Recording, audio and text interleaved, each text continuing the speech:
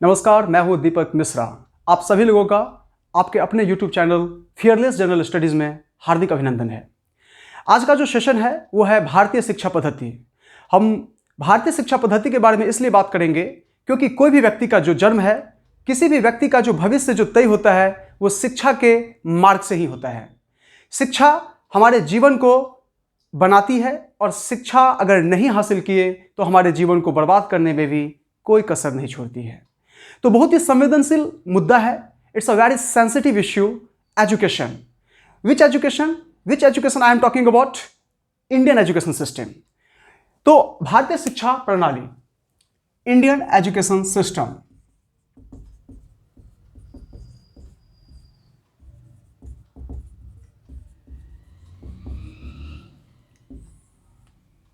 मैं आशा करता हूं कि आप लोगों को पता होगा कि पहले के जमाने में हम लोग बोलते हैं ना कि ये जो पृथ्वी है आज 2023, 10 मार्च 2023 का दिन, ये 1 ईस्वी जब स्टार्ट हुई थी, 1 ईस्वी से पहले भी 2000 ईस्वी खत्म हो चुकी है और आज 2023 में हम आ चुके हैं। और हमारा जो पूरे वसुधैव कुटुंबकम जो एक कॉन्सेप्ट है, पूरा पृथ्वी ही हमारा एक घर के समान है। अगर हम पूरे सांसारिक शिक्षा प्रणाली की अगर हम बात करें तो मैं आपको बता दूं कि भारतीय शिक्षा प्रणाली सबसे अव्वल नंबर पे रही है। अगर आप प्राचीन भारतीय इतिहास के पन्नों को खंगालेंगे तो आप पाएंगे कि भारतीय शिक्षा पद्धति विश्व के मानचित्र पर सर्वोच्च स्थान पर काबिज था। परंतु आज भारतीय शिक्षा प्रणाली बहुआयामी चुनौतियों से घिरा हुआ है। शिक्षा एक व्यापक विषय है। हमारा भारतीय संविधान में शिक्षा को समवर्ती सूची में दर्जा दिया गया है। 1976 में 42वें संविधान संशोधन अधिनियम के द्वारा इंदिरा गांधी उस वक्त देश की प्रधानमंत्री हुआ करती थी और 1976 में शिक्षा को समवर्ती सूची, अंग्रेजी में कहे तो कंकरेंट लिस्ट में दर्जा दिया गया है। कंकरेंट लिस्ट में ऐसे सब्जेक्ट होते हैं जैसे एजुकेशन, इस पे भारत सरकार भी कानून बना सकती है और राज्य सरकार भी कानून बना सकती है। इसी को बोलते हैं कंकरेंट लिस्ट। और आज अगर हम देखें, हमारे भारत में 140 करोड़ देश की आबादी है और भारत आबादी के दृष्टिकोण से पूरे विश्व में सबसे नंबर 1 पे है और पूरे विश्व की आबादी लगभग 8 अरब है, यानी 8 बिलियन, 800 करोड़। तो ये जाहिर सी बात है कि अगर हम सबसे बड़ा जो इश्यू है शिक्षा, इस पे कोई बात जल्दी नहीं करता है। भारत विश्व का सबसे बड़ा लोकतंत्रात्मक देश है। एक लोकतांत्रिक व्यक्ति होने के नाते हमें शिक्षा पे बात करनी चाहिए। हमारे भारतीय संविधान में शिक्षा को मौलिक अधिकार का दर्जा भी दिया गया है, राइट टू एजुकेशन, 2009 में। उससे पहले भी हमारा ये नागरिक कर्तव्य है, हमारा मौलिक कर्तव्य है। 86वें संविधान संशोधन अधिनियम 2002 के तहत अटल बिहारी वाजपेयी की सरकार ने इस चीज को डिफाइन किया था कि 6 से 14 वर्ष तक के बच्चों को माता पिता या अभिभावक अपने बच्चों को स्कूल भेजेंगे। लेकिन किस प्रकार का स्कूल, जरा ध्यान देने वाली बात है। बहुत ही इंटरेस्टिंग फैक्ट्स है क्योंकि आज भारत में 2 भारत का निर्माण हो रहा है। आपने सुना भी हो, आपने देखा होगा। मैं इस पल को जीता हूं कि आज हमने BA कर लिया, लेकिन हम घर घर जाकर ट्यूशन पढ़ा के अपना गुजारा करते हैं। चलिए, मेरे पास तो ज्ञान है, हम तो ट्यूशन पढ़ा के गुजारा कर रहे हैं, लेकिन दूसरे युवा क्या कर रहे हैं? आज अगर हम युवा आबादी की बात करें तो भारत विश्व का सबसे बड़ा युवा आबादी वाला राष्ट्र है। यहां पे 60% जो जनसंख्या है उसकी उम्र under the age of 35 years, यानी 35 वर्ष से कम उम्र के व्यक्ति हैं। दूसरी बात, आज युवाओं को लेकर के कौन बात करते हैं? बस वोट बैंक की राजनीति होती है, चाहे वो कोई भी राजनीतिक दल हो। मैं नाम नहीं लेना चाहूंगा क्योंकि I am a democratic person. हाँ, सवाल जरूर पूछ सकता हूं, यह हमारा लोकतांत्रिक अधिकार है, परंतु हम करंट एजुकेशन सिस्टम के बारे में बात करेंगे। 15 अगस्त 1947 को हमारा देश आजाद होता है और 26 जनवरी 1950 को हमारा देश गणतंत्र होता है। स्वतंत्र भारत की पहली जो शिक्षा पद्धति है वो 1968 ईस्वी में बनती है, 1968 में। उसके बाद 1986 में और हाल फिलहाल 2020 में एक न्यू एजुकेशन पॉलिसी आई है। पहले शिक्षा पद्धति को मानव संसाधन विकास मंत्रालय कहा जाता था, अंग्रेजी में ह्यूमन रिसोर्सेज डेवलपमेंट मिनिस्ट्री। लेकिन 2020 में इसका नामकरण शिक्षा मंत्रालय हो गया। आज शिक्षा मंत्रालय के अंतर्गत पूरे भारत का एजुकेशन इकोसिस्टम काम कर रहा है। लेकिन यहां पे समझने वाली बात यह है कि आज इंडिया में जो एजुकेशन सिस्टम काम कर रहा है वो किस प्रकार की काम कर रहा है। क्या भारत के लोग, भारत का बच्चा पढ़ करके खुश है? क्या उसको ऐसा नहीं होता है कि हमें कहीं ना कहीं इंपोज किया गया है? 8-10 सब्जेक्ट, 10-10, 12-12 सब्जेक्ट्स, क्वालिफाइड टीचर है कि नहीं स्कूल्स में? अगर हम इस पे अगर हम पॉइंट टू पॉइंट अगर हम डिटेल्स में अगर आपको बताने लगेंगे तो शायद हमें यहां पे खड़ा होते हुए 48 घंटा हो जाएगा, तब भी हम भाषण देते रह जाएंगे और कहानी पूरी नहीं होगी। इसीलिए हम थोड़ा सा इन सब आर्गुमेंटेटिव टॉपिक्स को नेग्लेक्ट करते हुए हम आपको टू द पॉइंट आपको बताना चाह रहे हैं। एजुकेशन जरूरी क्यों है? सबसे पहले तो हमको यह समझना चाहिए कि एजुकेशन अगर एक व्यापक शब्द है, शिक्षा एक व्यापक शब्द है, तो शिक्षा जरूरी क्यों है? क्या शिक्षा 10th में बढ़िया नंबर लाने से जरूरी है? हमारे देश के माता पिता जो पेरेंट्स हैं वो कहते हैं बच्चों को, बेटा तुम 10th में 99% लाओ, हम तुमको स्कूटी खरीद देंगे, हम तुमको साइकिल खरीद देंगे। हैं 12th में जाता है तो उसको फिर प्रेशराइज किया जाता है, बच्चा तुम 80% लाओ, साइंस रखो, मैथ्स रखो, बायो रखो, इंजीनियर बनो, डॉक्टर बनो। लेकिन क्या बच्चों को यह बताया जाता है कि बच्चा तुम पैलेंटोलॉजिस्ट बनो, बच्चा तुम पेंटर बनो, क्या बच्चा तुम एक एनवायरमेंटलिस्ट बनो? क्योंकि पेरेंट्स को खुद नहीं पता, पेरेंट्स को भी नहीं पता, और जो उसके जो टीचर होते हैं शायद मैं दावे के साथ कह सकता हूं कि उसको भी नहीं पता। अगर पता भी है तो एक क्वेश्चन मार्क्स में पता है, उसका पूरा वर्क फंक्शन नहीं पता है। आज भारतीय शिक्षा पद्धति किस अवस्था से गुजर रही है, क्या आपने कभी सोचा है? आज भारतीय शिक्षा पद्धति अंग्रेजों का चमचा बनी हुई है। सीबीएसई, जिसको हम central board of secondary education कहते हैं, भारत सरकार खूब उस यहां से लूटती है टैक्स के रूप में। वो कहती है कि हम आपको देते भी हैं, लेकिन सीबीएसई तो लूटती ही है, लेकिन जो स्कूल जो है वो स्कूल कितने लूटते हैं, क्या आपने कभी सोचा है? देखिए स्कूल की क्या स्थिति है प्रेजेंट सिचुएशन में। आप जिस स्कूल में पढ़ेंगे उसी स्कूल से आपको यूनिफॉर्म लेना होगा, उसी स्कूल से आपको शू लेना होगा, शूज जिसे बोलते हैं, उसी स्कूल से आपको बुक्स खरीदना होगा, उसी स्कूल से आपको पता नहीं क्या क्या एक्टिविटी करवाया जाता है। पढ़ाई लिखाई बाबा जी का ठुल्लू होता है, लेकिन पढ़ाएगा कौन? आपको सब कुछ मिलेगा, आपको एक्टिविटीज तमाम प्रकार के करवाए जाएंगे, स्विमिंग पूल, गार्डन वगैरह, खूब जैसे लगेगा कि आप ब्रिटिश कैम्ब्रिज में पढ़ रहे हैं। लेकिन असली जो ज्ञान है वो आपको ट्यूशंस, चाहे तो अगर पैसे अगर आपके पेरेंट्स के पास हैं तो एक अच्छे प्रोफेशनल ट्यूटर को लाइए, एक होम ट्यूटर को बुलाइए, या नहीं तो आप कोचिंग चाहिए। दो ही ऑप्शन है आपके पास। आप खुद से पढ़ेंगे तो बोर हो जाएंगे, पढ़ाई के नाम पर आप यूट्यूब से सोचेंगे पढ़ना, तो यूट्यूब पे एजुकेशन एक दिन पढ़ेंगे, दूसरे दिन आप क्या करेंगे तो बच्चा ही जानता है, और बच्चे के माता पिता अच्छे से जानते हैं। तो ऐसी स्थिति क्यों है? भारत की जो शिक्षा प्रणाली है, वर्तमान करंट एजुकेशन सिस्टम जो है वो एक्सप्लॉयटेशन नेचर का है। बच्चों को इंपोज किया जाता है, बच्चों को इसलिए इंपोज किया जाता है, थोपा जाता है कि तुम ये चीज पढ़ो।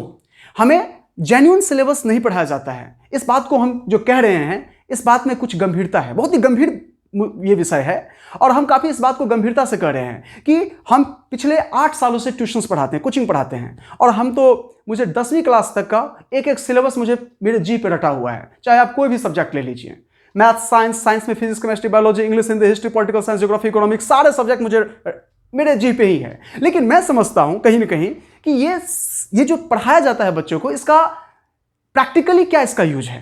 प्रैक्टिकली यूज तो इसका बहुत ही कम है। हम अलजेब्रा पढ़ते हैं, कैलकुलस पढ़ते हैं, डिफरेंशिएशन इंटीग्रेशंस पढ़ते हैं, लेकिन उसका यूज कहां है? हम कहां इंटीग्रेशन का यूज करते हैं? हम लिमिट का कहां यूज करते हैं? लेकिन हां, अपने मेंटली पावर को बढ़ाने के लिए हम इतना पढ़ाया जाता है। इतना भारी भरकम पढ़ाई करके भी नौकरी लेकिन नहीं मिलेगा, नौकरी नहीं मिलता है। बीए है, एमए है, आप एमएससी किए हुए हैं, एमकॉम किए हुए हैं, लेकिन जॉब नहीं मिलेगा। इसके लिए आपको प्रोफेशनल डिग्री फिर से करना ही होगा, फिर से आपको कंप्यूटर का नॉलेज लेना ही होगा, फिर से आपको एमएस वर्ड सीखना ही होगा, एक्सेल का नॉलेज होना ही चाहिए, इंग्लिश 2, 4, 5, 10 लाइन बढ़िया से बोलना ही आना चाहिए, तब जाकर के आपको 10,000, 12,000 का कंप्यूटर ऑपरेटर में जॉब मिल सकता है, यानी तो अकाउंटेंट विभाग में थोड़ा बहुत आपको मिल जाएगा। ऐसी स्थिति, ऐसी भारत की स्थिति, क्या आज भारत सरकार फैसला क्यों नहीं ले पाती है कि हम एक क्वालिटी प्रोडक्ट एजुकेशन दें? क्या वन नेशन वन एजुकेशन नहीं हो सकता है? वन नेशन वन एजुकेशन क्यों नहीं हो सकता है? जब वन नेशन वन राशन हो सकता है तो वन नेशन वन एजुकेशन क्यों नहीं हो सकता है? एजुकेशन बहुत बड़ी चीज है, और एजुकेशन इतनी बड़ी चीज है, जब तक एजुकेशन पर लोग बात नहीं करेंगे तब तक भारत के समक्ष जो चुनौतियां हैं, चाहे वो किसी भी प्रकार की चुनौती हो, आतंकवाद की चुनौती हो, चाहे वो जातिवाद का चुनौती हो, चाहे वो सांप्रदायिकतावाद का चुनौती हो, चाहे वो नक्सलवाद की चुनौती हो, चाहे वो किसी भी प्रकार की चुनौती हो, किसी भी रूप में हो, वो चुनौती और क्या होगी, दिन व दिन जटिल होती जाएगी। क्योंकि शिक्षा क्या है, एक कामधेनु गाय है। शिक्षा हर इच्छाओं को पूरा करती है। शिक्षा, हर इंसान को शिक्षित होना, ये एक स्वतंत्र उसका दायित्व बनता है। हर व्यक्ति को पढ़ाई चाहिए, पढ़ाई बहुत जरूरी है। सिर्फ स्कूल का भवन बन जाने से एजुकेशन पूरी नहीं हो सकती है। स्कूल का भवन है, लेकिन स्कूल में टीचर भी हैं, लेकिन पता चला टीचर क्वालिफाइड ही नहीं है, तो क्या पढ़ाएंगे? वो बाबा जी का ठुल्लू पढ़ाएंगे? टीचर को खुद नहीं आता है तो क्या पढ़ाएंगे? आज स्टेट बोर्ड्स की क्या हालत है? कोई भी, भारत दुनिया का एकमात्र ऐसा देश है जहां पे सरकारी स्कूल में कोई नहीं पढ़ाना चाहता है, लेकिन सरकारी नौकरी सबको चाहिए। क्यों भाई, ऐसा क्यों है? क्योंकि हमको पढ़ाना ना पड़े, है कि नहीं? यही ना है, जाहिर सी बात है। क्योंकि सरकारी स्कूल के टीचर क्या पढ़ाते हैं? बिल्कुल ही क्या पढ़ाते हैं वो तो आप लोगों को पता ही होगा, है ना। दूसरी बात, आज भारतीय शिक्षा पद्धति का अगर हम बात करें तो सबसे बड़ा जो चुनौती है भारतीय शिक्षा पद्धति में, वो क्या है? वो इंग्लिश को लेकर के है। अंग्रेजी, ये 1835 में 1835 में लॉर्ड मैकाले एक ब्रिटिशर होते हैं, और इन्होंने सोचा कि भारतीय शिक्षा पद्धति में उन्होंने इंग्लिश को एडॉप्ट कर दिया, इंग्लिश सिस्टम को एडॉप्ट कर दिया, और कहा कि इंग्लिश एजुकेशन से भारत का व्यक्ति क्या होगा, एजुकेशनली इंपावर्ड होगा। ये उनकी सोच थी। और ये जो डाउनवर्ड इन्फिल्ट्रेशन प्रिंसिपल इसे कहा जाता है, ये प्रिंसिपल इनका पूरा धाराशायी हो गया। लेकिन आज 2023 में भी ये प्रिंसिपल काम कर रहा है। आज भी इंग्लिश और हिंदी दो एजुकेशन कर दिया गया है। क्या ये गलत नहीं है? बहुत बड़ा गलत है। इंग्लिश बोल लेने से कोई व्यक्ति ज्ञानी नहीं कहला जाता है, लेकिन हाँ, इंग्लिश को आप इतना प्रमोट किए हैं, और हमारा देश इतना गंदा देश है आज के डेट में, जो एक अपने देश की राष्ट्रीय भाषा हम लोग नहीं आज तक मान्यता प्राप्त कर चुके हैं। आज हमारे देश का राष्ट्रीय भाषा क्या है? कुछ नहीं है। लोग कहेगा राष्ट्रीय भाषा क्यों नहीं है? केरल के लोग, तमिलनाडु के लोग, आंध्र प्रदेश के लोग, वेस्ट बंगाल के लोग, उड़ीसा के लोग, वो हिंदी को राष्ट्रभाषा नहीं दर्जा देना चाहते हैं, क्योंकि उनसे उनकी लैंग्वेज क्या होती है, उसकी स्टेटस घटती है। कितनी गंदी सोच है, जरा आप सोचिए ना। भारत, हम मानते हैं कि हमारा संविधान का अनुच्छेद 1 आर्टिकल 1 कहता है कि भारत राज्यों का संघ है, भारत राज्यों का संघ है, यानी हमारे देश में एकल नागरिकता है। लेकिन हमारे देश में व्यक्ति ऐसे हैं जो अपनी हिंदी मातृभाषा को, हिंदी को राष्ट्रभाषा का दर्जा आज तक नहीं दिला पाया। यह एक बहुत बड़ा, अब जिस देश में हिंदी राष्ट्रभाषा नहीं दिला सकता है, वो देश अपनी सनातन और अपनी संस्कृति को कब तक आगे बढ़ाएगा? दूसरी बात, आज हम कहते हैं, हमें पढ़ाया जाता है कि पूरे प्राचीन भारतीय इतिहास में भारत का जो शिक्षा पद्धति था वो पूरे विश्व में सबसे टॉप पे था। विश्व की पहली विश्वविद्यालय तक्षशिला विश्वविद्यालय, जो आज विभाजित पाकिस्तान प्रांत में पड़ता है। आज दूसरी विश्वविद्यालय नालंदा विश्वविद्यालय, जहां पे चाइना के व्यक्ति आते थे पढ़ने के लिए, विदेशों श्रीलंका के व्यक्ति आते थे पढ़ने के लिए, अमेरिका के, जर्मनी के, इंग्लैंड के, ब्रिटिशर्स, हर Germany, Spain, France, South Korean, सब लोग यहाँ पे आते थे इंडिया पढ़ने के लिए, यहाँ पे रिसर्च करते थे, और यहाँ पे जो अच्छे अच्छे ग्रंथ थे वो चोर की तरह चोरी करके चले गए। क्यों? इसलिए चले गए क्योंकि उन्होंने यहाँ की शिक्षा को कॉपी किया, यहाँ की शिक्षा को इन्होंने लिया। लेकिन हमारा देश भारत, हम अपने चीज़ों को ना समझ करके दूसरे की चीज़ों को हमने चोरी किया। ये एक बहुत बड़ी निगेटिव मानसिकता है। और आज के डेट में भी इंडियन एजुकेशन सिस्टम को अभी भी सही तरीके से नहीं किया जा रहा है। इसमें सही करने का जो अमलीकरण है, इसमें सही करने की दिशा में एक भी कदम नहीं सुधारा जा रहा है। दिन ब दिन और एजुकेशन सिस्टम जर्जर स्थिति में जा रही है। इंस्टीट्यूट्स खूब पैसा कमा रही है। जब से ये ऑनलाइन आया है, जब से ये डिजिटल एजुकेशन आया है, तब से जो जितने भी इंस्टीट्यूट्स वाले हैं, सब ने पैसा कमाने के लिए पॉलिसी चेंज कर दिया। जो कोर्स 2.5 लाख का आता था, वो कोर्स कर दिया कि हम 7,000 में देंगे। कोई कहता है कि हम 2,000 में देंगे, कोई कहता है हम 15,000 में देंगे। क्या? रुपया कमाने के लिए। लेकिन इतना स्टूडेंट्स तैयारी करता है, लेकिन नौकरी नहीं देते। सरकार खुद नौकरी नहीं दे पा रही है, क्योंकि सरकार खुद विवश है। कहां से नौकरी देगी? एजुकेशन वाले, इंस्टीट्यूट्स वाले खूब कमा रहे हैं, लोग कोचिंग पढ़ा के गुजारा कर रहे हैं। स्थिति ऐसी नाजुक है। क्यों है? ये सरकार की एजुकेशन सिस्टम जब तक नहीं सुधरेगी, सरकार जब तक एजुकेशन सिस्टम को नहीं सुधारेगा, तब तक ना बेरोजगारी दूर होगी, तब तक ना वेल क्वालिफाइड एजुकेशन सुधरेगा, तब तक इंसान, भारत का जो व्यक्ति है, वो क्रिएटिव नहीं होगा। क्योंकि लोगों की सोच कुछ अलग होती है। जब मैं बच्चा था तो मैं सोचता था कि मैं एक्टर बनूं, हीरो बनूं, लेकिन मैं बना क्या? अभी फिलहाल तो कुछ नहीं बना हूं, घर घर जाके ट्यूशंस पढ़ाता हूं, बस समझिए कि पेट पाल लेता हूं। लेकिन आप मुझे बताइए, आप एक बात खुद सोचिए कि जब आप गलत तरीके से पढ़ रहे हैं, क्योंकि आज के एजुकेशन, इंडियन एजुकेशन का जो मेन कॉन्सेप्ट है वो ये है कि जितना रटोगे उतना नंबर पाओगे, और नंबर, डिग्री जो है वो आपके फ्यूचर को ब्राइट नहीं कर सकता है। मान लेते हैं कि आपने 10th में 100 आउट ऑफ 100 परसेंटेज लाया, 12th में आपने 100 आउट ऑफ 100 परसेंटेज लाया, लेकिन आपके पास क्रिएटिविटी नहीं है ना, तो आप लाइफ में ज्यादा सक्सेस नहीं होंगे। आप लाइफ में ओवरऑल आपका जो सक्सेसफुल मिरर होगा वो आप वहां पे आप डिजर्व नहीं कर पाएंगे। इसलिए नंबर थोड़ा ही लाइए, लेकिन इंटेलेक्चुअल बनिए। और इंटेलेक्चुअल किताबों से नहीं आती है, किताब एक सोर्स ऑफ नॉलेज है, आप वहां से ज्ञान अर्जित कर सकते हैं, मगर आपका जो क्रिएटिविटी ब्रेन है उसको करने के लिए आपको टाइम देना होगा, खुद आपको अपने क्रिएटिविटी स्किल्स को डेवलप खुद करना होगा। और वो उसके लिए एक जो वेल प्लेटफॉर्म है वो कौन देगी? भारत सरकार देगी। मगर आज दुर्भाग्य है जो भारत सरकार इस दिशा में कोई उचित कदम नहीं उठा रही है, चाहे वो प्रीवियस गवर्नमेंट कांग्रेस की सरकार हो, चाहे वो वर्तमान केंद्र सरकार बीजेपी की हो। हाँ, मगर एक चीज तो जरूर है कि बीजेपी ने CUET लाया। आज हमारे देश में 45 सेंट्रल यूनिवर्सिटी है।